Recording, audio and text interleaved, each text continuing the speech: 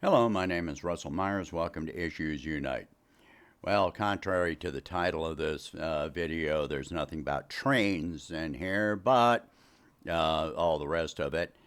All right, so something that has been getting a lot of attention is that the UK and the Netherlands have apparently made an agreement to form some coalition to provide Ukraine with F-16 fighter jets. Well, first of all, uh, the UK doesn't have any F-16s. I don't think that the Netherlands does either. They might, but no matter what, the thing is, there are a number of things involved here. Number one is that to provide these requires the permission of the United States for a country that has previously purchased F-16s to be able to or export them to hand them over to Ukraine, which the United States has already granted, of course. But the other thing is the availability and the airworthiness of these. A lot of the equipment that has been sent to Ukraine has been, you know, in a condition that it could not function. Howitzers, tanks, etc. And then the F-16s that they will receive are old. The F-16s came out in the 1970s. And Europe has gone to producing their own jets, fighter jets. So there aren't many of these around unless they've been sitting, on some, abandoned runway somewhere in the middle of nowhere and just decaying for many years. So then there's a problem of training. This has been pointed out on many, many outlets that even American, pilot instructors, trainers, have said that pilots that have experience with old Soviet aircraft fighter jets, you cannot really retrain them. This is something that takes a muscle memory. This is when you're in a fighter jet, things are happening very quickly. You have to be able to rely on your reflexes. And once you form reflexes for one fighter jet, when you're under stress, then you're going to fall back on old habits, old training, old muscle memory, rather than the new information. They spent years flying these old Soviet jets.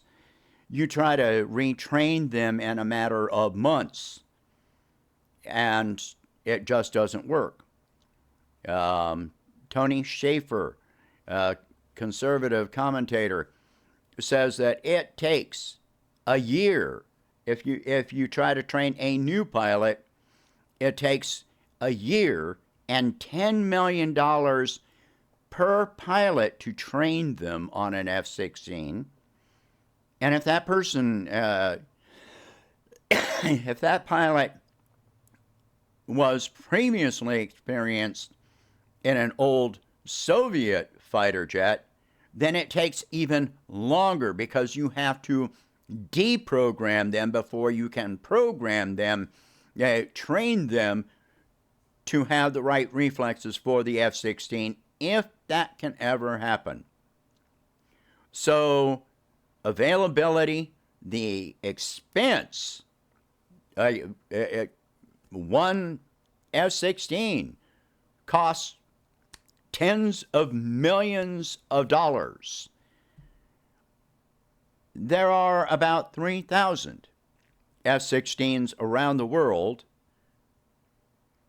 and the countries that have purchased them, they're not likely to give them up. Sure, you can promise that you're going to sell them F-35s, but the F-35 already has, horrid safety record.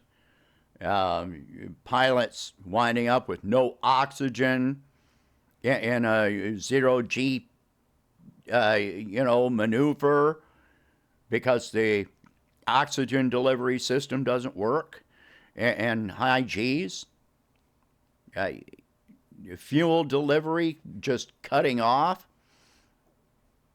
Yeah, there was a video last year, the year before, with an F-35 missing an aircraft carrier and winding up in the ocean. So, even if they manage to cobble together a collection of F-16s to give to Ukraine, then what are the chances that it's going to be successful? First of all, it's going to take years. It's going to take much longer than the M1 tanks for them to, show up in live combat, which with the German tanks, they already destroyed one of them before it ever got to the battlefield. One of them ran into another and knocked the turret off. That cannot be repaired. The only thing that tank is good for now is to strip for spare parts. So imagine that happening with fighter jets, which are far more expensive than the tanks these old tanks are. So if F-16s wind up in the skies over Ukraine this year, those are being piloted by NATO pilots. And that is direct involvement between NATO and Russia. Period. No two ways about it. All right, so while missiles, instead of trains, put in missiles. The UK has given Ukraine long-range missiles to use. What has Ukraine been using these for? To attack civilian population centers.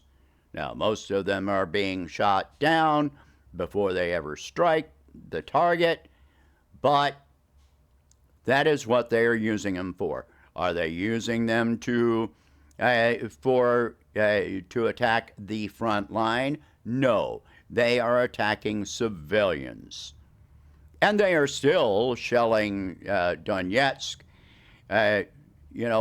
Where there are no military, there's no military presence in Donetsk.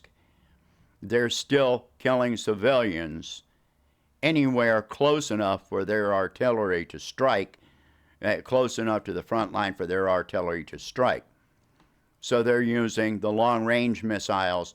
How is this defending Ukraine? How is this doing anything to defend against the Russian invasion? It's not.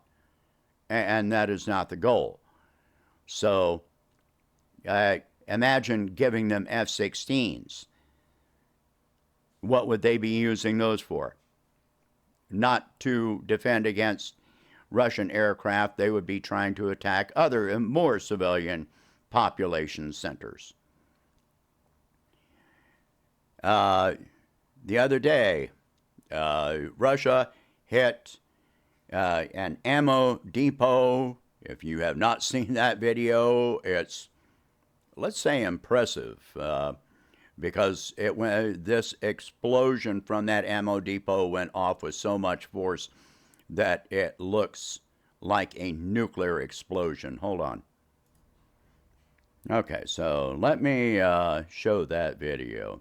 It's not too long. As you can see, this is massive. And it's not done as yet. There was a secondary explosion. So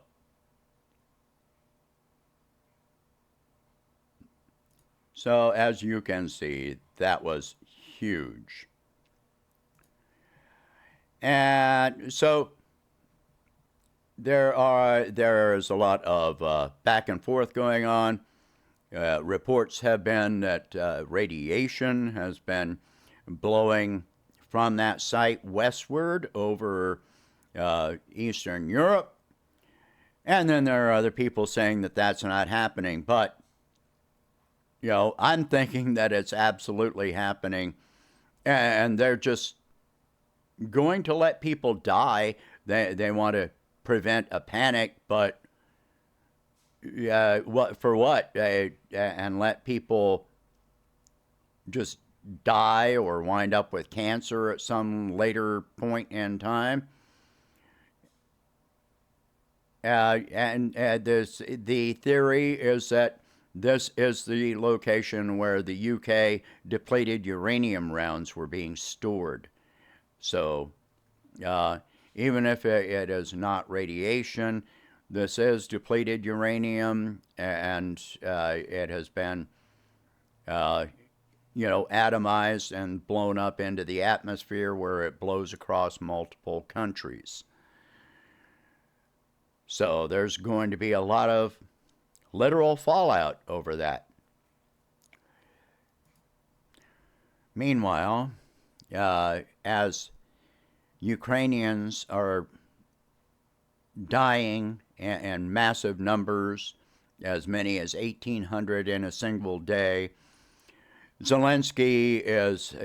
they have again delayed indefinitely the Ukrainian offensive, while Zelensky is on a joyride around the planet, trying to make sure that he doesn't become irrelevant. And in the process, he is offending just everyone, basically everyone he comes in contact with. This was where the UK and the Netherlands decided to make this coalition to give them F-16s. But this is the end of the road. These countries are not going to be handing this anymore over. They can't afford to. They don't have it to give. Anyway, so he's flying all around while his own people are dying. He happened to make it to the G7. Ukraine is not part of the G7, not part of the G20. So what the hell is he doing there? Ukraine has been a welfare state since 1991 when it broke from the Warsaw Pact. It has relied on welfare from other countries. Anyway, so he also showed up at the Arab League. And this was intentional. The original plan was that he was going to attend this electronically, and then all of a sudden he just shows up there.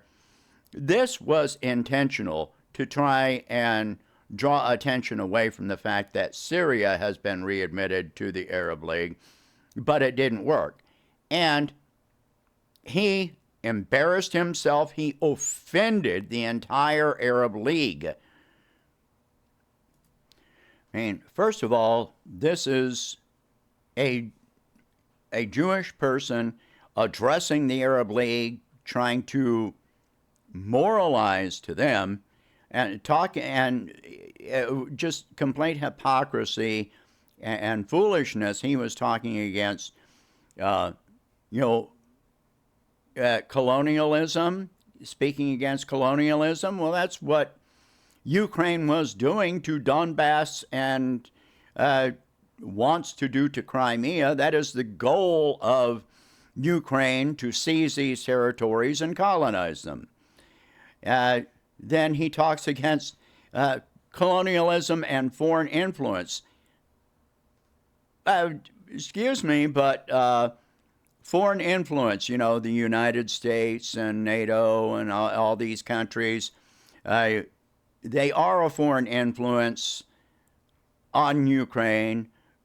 He's sold off so much of the country. Yeah, that's colonization. That is being colonized. That is foreign influence. So, he's talking about all this stuff that he knows nothing about, and he's been making all these deals with Israel. Ukrainians have been, refugees have been going to Israel. He's asked Israel for Iron Dome components, and Israel has been providing weapons to Ukraine. And yet here he is in front of the Arab League trying to moralize to them. And you could just see the look on the faces all the way around the room. You could read their minds. What are you doing here? Get out. So he met with the Pope. The Pope said, you need to engage in peace negotiations. More and more countries are telling him he needs to engage in peace negotiations. Then Zelensky said that there will be no elections while this conflict continues. Of course, Biden is completely okay with that because, the DNC already announced that there will be no debates for the Democratic Party this coming year. So there will be no primary debates. So yeah, Biden's perfectly fine. If he could suspend elections, he absolutely would himself. And I wouldn't put it past him to try and find an excuse. So we're defending democracy, in Ukraine, where they cancel elections, they arrest journalists that don't, toe the line. And by the way, the people that actually, civilians that released the videos of those explosions have been arrested in Ukraine. So, democracy and freedom and all of that. All right, share this video. Talk about these subjects if you can afford it. Please donate whatever you can to help expand this channel and my presidential campaign, and I will catch you in the next one. Thank you for watching. Have a good day.